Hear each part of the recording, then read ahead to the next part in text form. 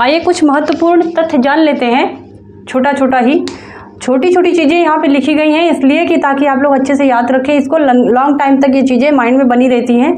बहुत ज़्यादा सारांश पढ़ लेने से ये चीज़ें स्किप कर जाती हैं, तो क्यों ना छोटा छोटा कटिंग में हम लगाएं ताकि आप लोगों को अच्छे से याद रहें चीज़ें।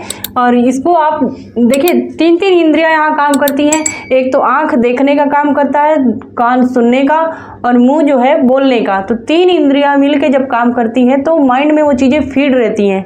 इस टेक्निक को आप लोग समझिए कि ये टेक्निक क्या है कि जहाँ 3 इंद्रियां काम कर रही हों वहाँ चीज़ें कहाँ से स्किप होगी। आप लोग यहाँ ध्यान दीजिए। महत्वपूर्ण तथ्य क्या है, तो महत्वपूर्ण तथ्य में है 1916 लखनऊ समझौता। ठीक है, स्थान जो है समझौता जो हुआ था, लखनऊ अधिवेशन जो हुआ था, स्थान लखनऊ में, अध्यक्ष इसके थे अंबिका चरण मजूमदार या मजमूदार देता है कहीं कहीं, या मजूमदार भी देता है, मजूमदार। ठीक है, ये दोनों ही नाम हैं आपके। और मुख्य घटना क्या थी लखनऊ अधिवेशन में 1916 में? मुख्य घटना थी हमारी लखनऊ समझौता।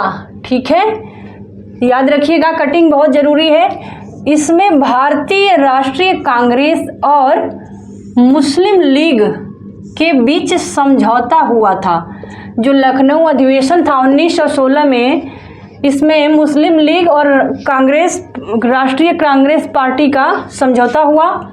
इसी समय कांग्रेस के नरम दल व गरम दल, ठीक है, 1916 की बात हो रही है। 1916 में लखनऊ समझौता में ही नरम दल और गरम दल के बीच पुनः एकता, मतलब ये लोग जो सूरत अधिवेशन हुआ था 1907 में, उसमें ये लोग बिछड़ गए, आपस में विद्रोह कर लिए, नरम दल गरम दल 2 दल बन गए। तो पटती नहीं थी इन लोगों में।